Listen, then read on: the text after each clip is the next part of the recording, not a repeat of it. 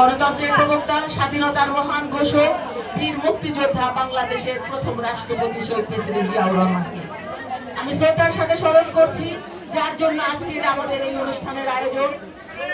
দেশনেত্রী বেগম খালেদা জিয়া, বাংলাদেশের প্রথম নারী প্রধানমন্ত্রী, আপসীর নেত্রী, যিনি জীবনের কোনো অবস্থাতে কোনো জায়গায় আপোষ করেন নাই। তিনি দেশের, তার ঠিকানা ছিল একটাই ঠিকানা, বাংলাদেশ, আর তার পরিচয় ছিল বাংলাদেশের জনগণ। সেই জনগণকে ছেড়ে, কিন্তু এই দেশ ছেড়ে তিনি কখনোই কোথাও বাইরে যান নাই। তিনি কোনো অন্যায়ের, সবসময় অন্যায়ের বিরুদ্ধে আপোষ কখনই করেন নাই। সেই নেত্রী, যাকে দেখে আমরা মহিলা দল করার উৎসাহ পেয়েছি, তার কাছে একজন নেতা থেকে শুরু করে একজন কর্মী পর্যন্ত সমান। তিনি প্রত্যেকটা মানুষকে চেনেন এবং মূল্যায়ন করেন। তিনি জানেন কে নেতা কে কর্মী, তার কাছে সবাই সমান। হয় সবাই আমরা কর্মী তার কাছে, না হয় সবাই আমরা নেতা তার কাছে। সেই এমন একজন নেত্রী, যিনি তার সন্তান, এই যে দেশকে ভালোবেসে তিনি তার স্বামী হারিয়েছেন, সন্তান হারিয়েছেন, তিনি আমাদেরকে ফেলে কখনো যান নাই। এখন আমাদের কিন্তু তাকে কিছু দেওয়ার পালা।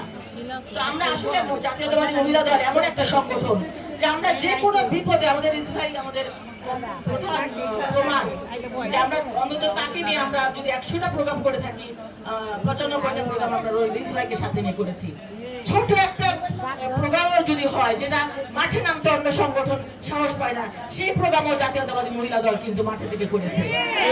প্রত্যেকটা অন্যায় প্রতিবাদ করার জন্য অন্তত জাতীয়তাবাদী মহিলা দল প্রত্যেকটা প্রোগ্রাম করেছে। এই জুলাই বিপ্লবে জাতীয়তাবাদী মহিলা দল বিরাট বলিষ্ঠ ভূমিকা রেখেছে।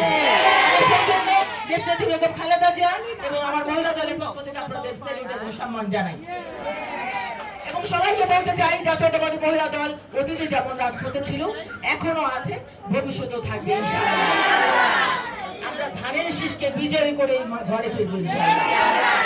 আমাদের সেই নেত্রী, যার জন্য আমরা সংগ্রাম করেছি, তিনি হাঁটতে হাঁটতে জেলে গেলেন বিনা কারণে, বিনা চিকিৎসা জেলে গেলেন, আর তাকে আজকে হুইল চেয়ারে করে চলাফেরা, হুইল চেয়ারে করে যেতে হচ্ছে, মুভ করতে হচ্ছে।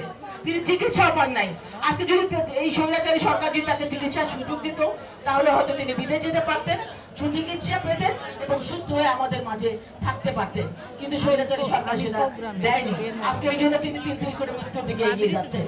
আমরা একটি পরিবার, জাতীয়তাবাদী দল একটা পরিবার। এই পরিবারের ছাতা হলো আমাদের দেশনেত্রী বেগম খালেদা জিয়া। এই ছাতাটা যদি আমাদের মাথা থেকে সরে যায়, আমরা কিন্তু রোদের তাপটা নিতে পারবো না। পরিবারের মাথা তার বাবা মা। সুতরাং আমাদের জাতীয়তাবাদী দলের একটি পরিবার, সেই পরিবারের ছাতা আমাদের দেশনেত্রী বেগম খালেদা জিয়া। আমরা যে কোনো মূল্যে চাই আমাদের এই ছাতা আমাদের মাঝে শক্তভাবে মাথার উপরে থাকুক, আমরা যেটাকে ধারণ করব। তাই আমরা বলতে চাই, আমাদের দেশনেত্রী, আপনি সুস্থ হয়ে উঠুন। আপনি বাংলাদেশ, এই বাংলাদেশের জন্য আপনাকে ফিরে আসতে হবে আমাদের মাঝে সুস্থ হয়ে। ইনশাআল্লাহ আপনি আমাদের সকলকে ছায়া দিবেন, আমাদেরকে আগের মতো আগলে রাখবেন, আপনি দিক নির্দেশনা দিবেন, এবং আগামীর প্রধানমন্ত্রী হবে না এদেশে ইনশাআল্লাহ। আপনি বেঁচে থাকলে, আপনি সুস্থ থাকলে ধানের শীষের বিজয় কেউ আটকাতে পারবে না। দেশের প্রত্যেকটা মানুষ আপনাকে ভালোবাসে, আপনাকে চায়। এখানে আপনার ব্যাপারে কোনো দল মত নেই, কোনো দল নেই। আপনাকে দল মত নির্বিশেষে সবাই আপনাকে সম্মান করে, শ্রদ্ধা করে এবং ভালোবাসে।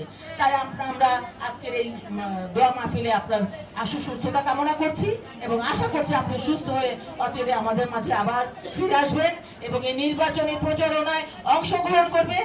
দলের এই 300 আসনের নির্বাচনে যারা করছে তাদের সকলের জন্য আপনার এক মিনিটের বক্তব্য অনেক বড় কিছু আমাদের জন্য। যে 1 মিনিটের বক্তব্যতেই আমরা ধানের শীষকে বিজয়ী করে আমাদের মাঝে ইনশাআল্লাহ ফিরিয়ে আনতে পারবো।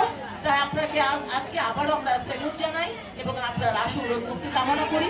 ইনশাআল্লাহ আপনাকে নিয়ে জাতীয়তাবাদী মহিলা দল আবার আমরা এগিয়ে যাব এবং ধানের শীষের প্রতীক হাতে নিয়ে ধানের শীষকে বিজয়ী করে আমরা ঘরে ফিরবো ইনশাআল্লাহ। সবাই ভালো থাকবেন, আবার কথা হবে, দেখা হবে ইনশাআল্লাহ। আসসালামু আলাইকুম।